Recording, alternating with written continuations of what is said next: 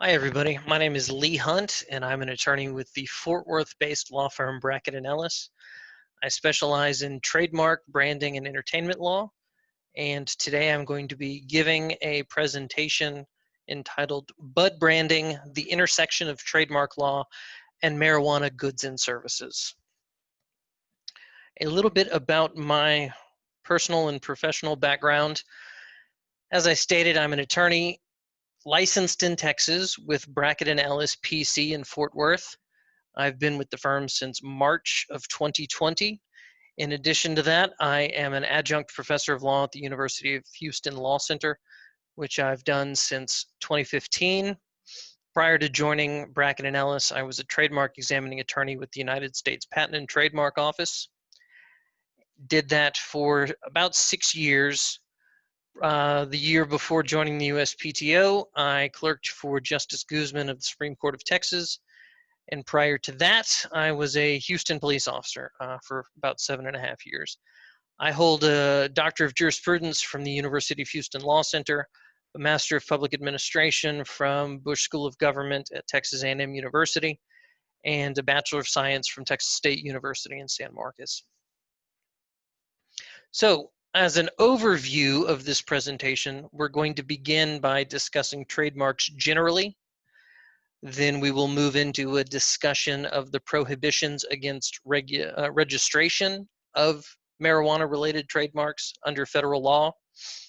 We'll discuss what is excluded and why it's excluded and any exceptions to exclusion. And then lastly, the presentation will end with a discussion of best practices for protecting trademarks and service marks in the absence of USPTO registration. So to begin with, in order to understand the nature of marijuana trademarks and the prohibition against their registration, of course, we need to understand what a trademark is generally. So the United States Patent and Trademark Office, the federal agency tasked with registering and protecting trademarks, defines trademarks or service marks as a word, phrase, symbol, or design, or a combination of those things, that identifies and distinguishes the source of the goods or services of one party from those of another. The Lanham Act, which is the federal trademark law, is written even more broadly and identifies and defines trademarks as any word, name, symbol, or device, or any combination thereof. So if you'll notice, the term device in this definition is in bold to draw particular attention to it. Why? Because it's difficult to imagine a legal term that could be interpreted more broadly than device. What is a device? Well, a device could be a word or a name or a symbol. It could be a color or a smell or a sound. And in fact, trademark applications have been filed to protect all of those things because the user of those characteristics believed that the characteristics alone had source identifying significance.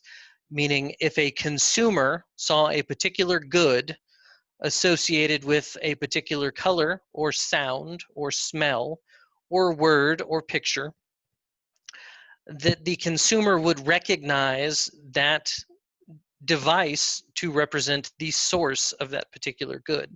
So if I said to you, I'm thinking of a chocolate and peanut butter based candy that uses the color orange, the fact that you would immediately think of Reese's peanut butter cups explains why Reese's has acquired distinctiveness to the color orange for peanut butter based candies.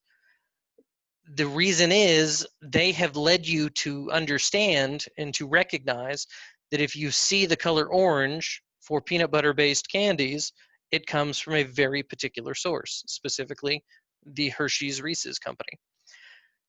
The reason behind our protection for trademarks is actually twofold.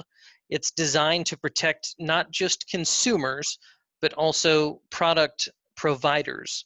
How does it do that? Well, think about walking through a used car lot that has cars from various different manufacturers. If you were to see a Hyundai vehicle or a Toyota vehicle side by side from one another, you might decide that you want to pursue the Toyota vehicle rather than the Hyundai, because you are making conclusions based on your experience with those particular goods regarding perhaps safety, dependability, fuel efficiency, things of that nature. So you were looking at a particular symbol, a particular device, and you were identifying the source of that good based on that device. So that protects you as a consumer because you are confident that you're purchasing a product that bears a particular trademark because you think favorably of the source of that good and you expect it to have very particular characteristics. It also, trademark law also protects the provider of that good, the provider of the Toyota, because that Toyota manufacturer has invested time, money, and effort into research and development for making the car safer, making the car more efficient. And if somebody else could take a less well-built car, place it right next to the actual Toyota on the lot, and throw a Toyota label on it, it would be at the detriment of the provider of that good, because the competitor is potentially receiving the same benefit as actual Toyota without having put in the investment. So it protects the consumer in that you know what you're getting when you see a particular mark on a particular product, and it protects the provider of that product because the incentive to better develop and improve the good is going to be recognized. So, as an example of trademark, what are we talking about? Well, here's just a image of a good from the internet, and if you were to look at this good, we see hemp extract pain relief gel, which would probably be considered generic or descriptive for these particular goods. But then above that, we see this plant design with the words WellCare Botanicals. So WellCare Botanicals and this plant at the top is what we're talking about when we refer to a trademark. Somebody sees that and they recognize that WellCare Botanicals is the company that is producing or manufacturing this particular good. So why would we want to register a trademark with the United States Patent and Trademark Office? Well, there's a couple of different benefits to it. The first benefit is that having a federally registered trademark on the principal register provides a legal presumption of your ownership of the mark and your exclusive right to use the mark with the goods or services listed in the registration nationwide. Additionally, you have the right to use the federal registration symbol, which is the circle R that commonly appears to the upper right or lower left of a registered trademark. And because of your use of that symbol, the public is deemed to be on notice of your exclusive claim of ownership of that mark. You get to list your registered trademark in the USPTO's online database, which trademark examining attorneys then use to prevent the later registration of confusingly similar marks. You have the ability to record your registration with the U.S. Customs and Border Protection to prevent importation of infringing foreign goods. You have the ability to bring an action concerning your rights in the mark in federal court. And you can also use the registration as a basis for obtaining registration in foreign countries of your trademarks, provided those countries are parties to an intellectual property treaty with which the U.S. has joined. So, can marijuana marks be registered with the USPTO? Generally, they cannot, but there are a few exceptions. Let's talk about why marijuana marks cannot be registered. Because the United States is a use-based system, meaning you have to be using a mark in interstate commerce for it to be protected, the the law governing trademarks generally is the Constitution's Commerce Clause. So, to qualify for federal trademark or service mark registration, you must be using the mark in interstate commerce, but more importantly, you must be using the mark in lawful interstate commerce. If the goods or services to which the mark is applied do not comply with all applicable federal laws, then your mark is not in lawful use in interstate commerce and thus does not meet the requirements for federal trademark registration. So, in rejecting marijuana marks for federal trademark registration, what law is the USPTO applying? Well, typically, trademarks are used to identify the source of marijuana goods, meaning goods that contain marijuana, THC, CBD, or drug-related paraphernalia. Typically, those marks are refused under two different laws based on the type of goods that are being applied for. First, the Controlled Substances Act, which makes it illegal to possess marijuana, THC, or drug paraphernalia. And secondly, the Food, Drug, and Cosmetics Act, which is typically cited to refuse goods, ingestible goods containing CBD. Now, the good news here is that there is a recent change to the law that has provided a carve-out for some very specific goods, and that bill, or that law rather, is the Agricultural Improvement Act of 2018, which provides a carve-out that makes some hemp-based products legal, and we'll discuss that a little bit more shortly. So let's talk first about the Controlled Substances Act. Evidence indicating that the identified goods or services involving the sale or transportation of a controlled substance or drug paraphernalia in violation of the Controlled Substance Act would be a basis for issuing an inquiry or refusal under the trademark law. So what this means is that if you put forth a trademark application that specifies or identifies specific goods as containing THC, marijuana, or for use in these particular goods, or for use with these particular goods, the USPTO is likely to issue you a refusal based on those grounds. Subject to certain limited statutory exceptions, the CSA makes it unlawful to manufacture, distribute, or dispense a controlled substance, possess a Schedule I controlled substance, or sell, offer for sale, or use any facility of interstate commerce to transport drug paraphernalia. Irrespective of state law, marijuana, marijuana extracts, and the psychoactive component THC remain Schedule I controlled substances under federal law and are subject to the CSA's prohibitions. These prohibitions apply with equal force to the distribution and dispensing of medical marijuana. So, let's unpack this a little more. If you look at the top line, evidence indicating that the identified goods or services involve the sale or transportation of a controlled substance. So what does this mean? Well, this means that it doesn't matter if your identification of goods and services in the application fail to list your goods as containing THC, CBD, marijuana, or for purposes of ingesting marijuana extracts. The trademark examining attorney is allowed to and is likely obligated to conduct research to determine the purpose of the goods or the ingredients of the goods if he or she believes that there is a affiliation or a connection with marijuana or marijuana extracts in those goods.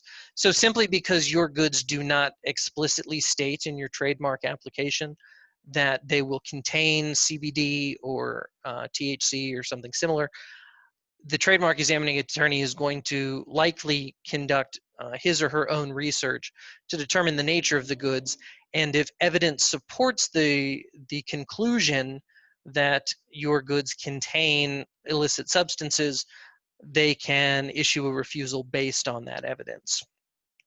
So if your goods are marijuana based, if they're for use with marijuana, which would constitute drug paraphernalia, or they contain THC, they will likely be refused under the Controlled Substances Act. Let's assume that you apply for a good that is none of these things, but instead contains CBD. What are the chances that your CBD goods will advance to registration? Typically, it's unlikely, and the reason for that is the FDCA Act, the Food, Drug, and Cosmetics Act. The Food, Drug, and Cosmetics Act prohibits the introduction or delivery for, introduction into interstate commerce of any food to which has been added a drug or biological product for which substantial clinical investigations have been instituted and for which the existence of such investigation has been made public. So what does this mean? It means that as a general rule, an article that has been authorized for investigation as a new drug or as a biological before being marketed as food or as a dietary supplement cannot be marketed as a dietary supplement if substantial clinical investigations of the article have begun and the existence of such investigations have been made public. Those are the same thing. CBD goods typically qualify as drugs or biological products for which substantial clinical investigations have been instituted and for which the existence of such investigations have been made public. Why is that? Well, because under the Food and Drug Act that we discussed here, dietary supplements are deemed to be food within the meaning of the FDCA. So your products that contain CBD are food. They are food that have, they're foodstuffs that have a particular drug or biological component added to them for which medical investigation is currently underway. Accordingly, they are not yet allowed to be distributed. So a distribution of CBD ingestible goods would be illegal under the FDCA. So we've got Controlled Substances Act preventing marijuana, THC, drug paraphernalia. We've got the FDCA preventing ingestible goods containing CBD. So let's talk about, like I said, the potential good news.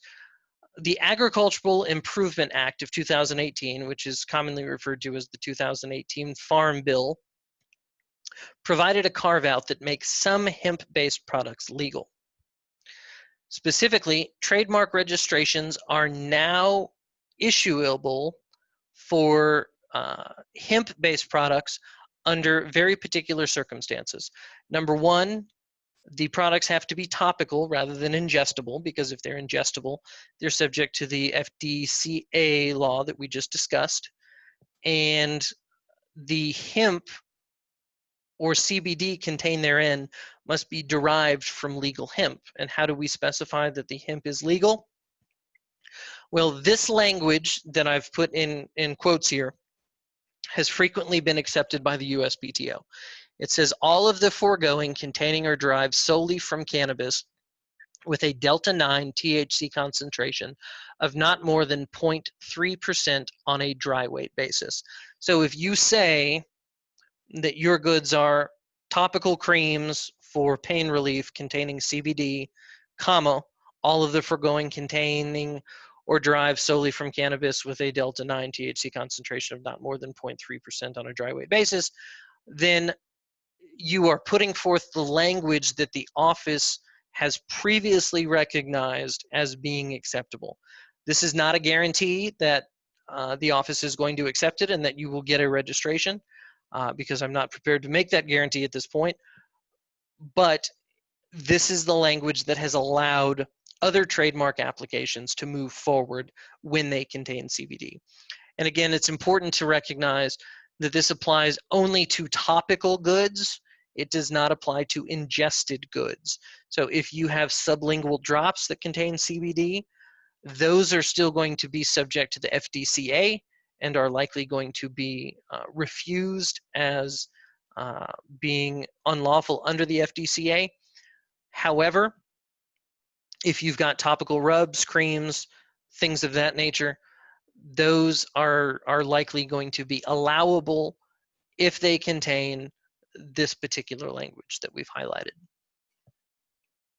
So let's assume that you have you've got edibles, you've got gummies, you've got things that contain THC, but do not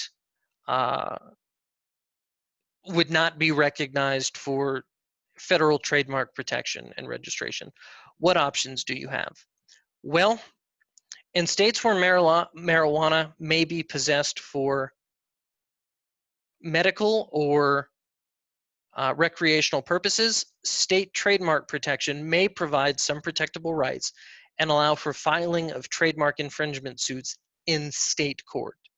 However, if your company is primarily Texas-based, Texas does not allow recreational use and only very limited medical use.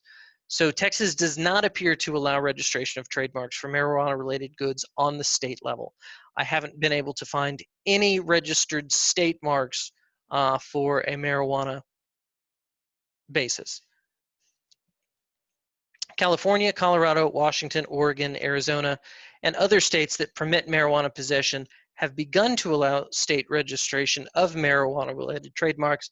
However, what you'll notice about those companies, or those states rather, is that the majority, or those states all tend to allow recreational marijuana use, or at least have expanded medical usage, and Texas has not adopted recreational use and has a very, very, very narrow caveat for medical usage. So we are not on that list. So let's look at some examples of registered marijuana marks. These are registrations that the USPTO has issued despite their reference to marijuana goods.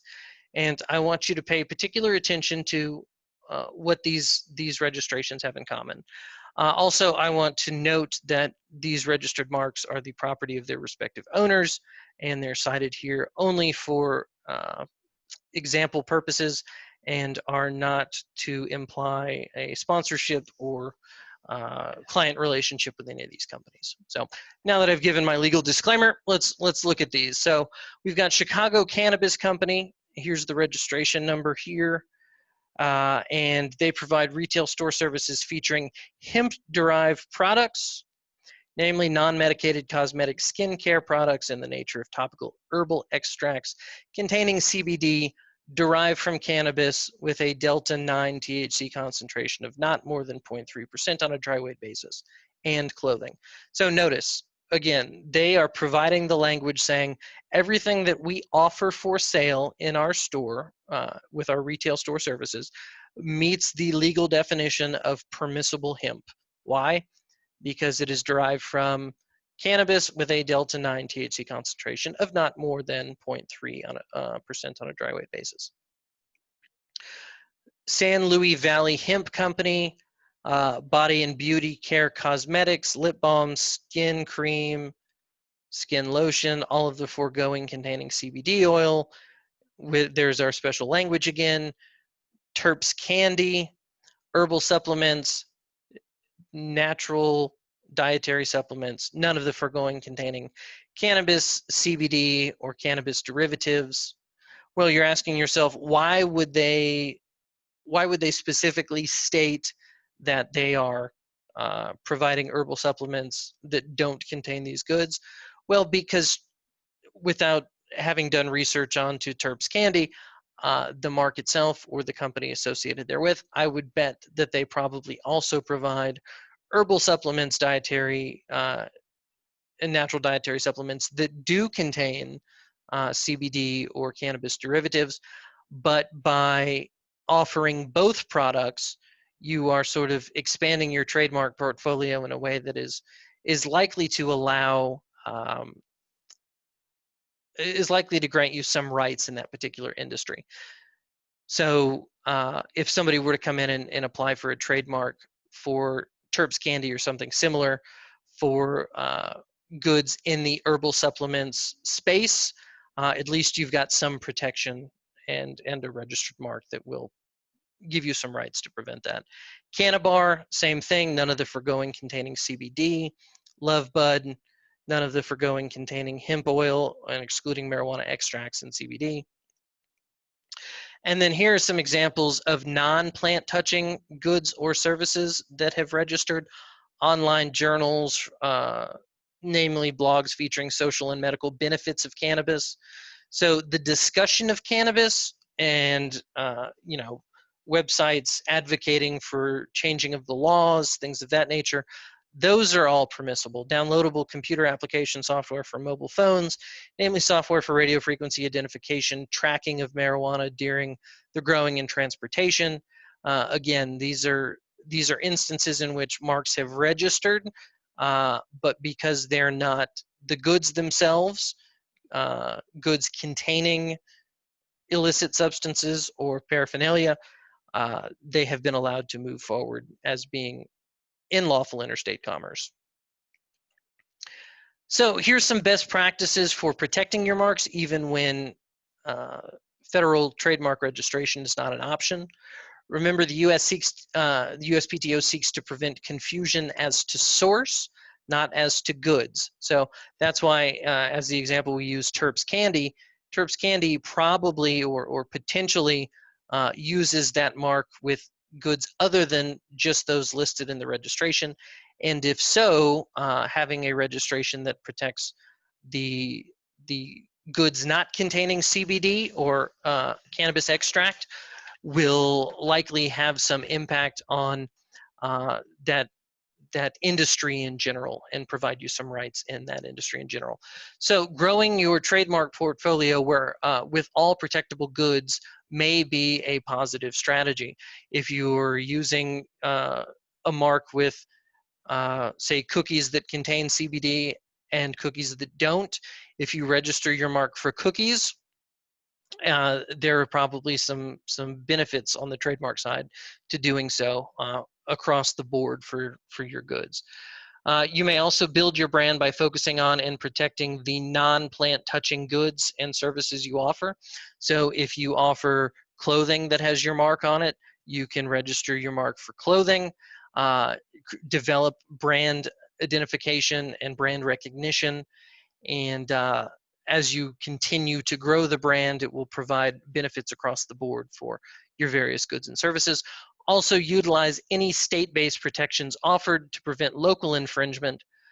So if you live in a state, if you work in a state that has lawful marijuana usage and possession, you can register your mark in that state. Be aware, however, that that will only affect the ability of somebody to compete with you in the state level. You won't have the ability likely to bring a lawsuit or litigate against somebody in another state who is potentially infringing, because that would be interstate commerce. And of course, as we've discussed throughout this, federal law does not protect trademark rights as to marijuana goods and services. So some additional light reading if you are interested. The first and last cases are two Trademark Trial and Appeal Board cases, precedential cases that were issued relatively recently, one discussing the CSA, the Controlled Substances Act, and one discussing the FDCA. And then the exam guide issued January 9, or exam guide 1-19, which issued on May the 2nd, 2019, discusses how trademark examining attorneys are to review and examine trademark applications in light of the changes enacted by the 2018 Farm Bill. So give those a couple of looks if you're interested in this subject matter. Also, these were a couple of sources that were reviewed in preparation of this presentation. Here again is the firm's information. If we can be of assistance with this or any trademark or legal matter, please feel free to give me a call. And last but not least, the disclaimer we discussed earlier. All trademarks displayed in this presentation are property of their respective owners. The marks were used for demonstrative purposes only and do not imply sponsorship or a client relationship.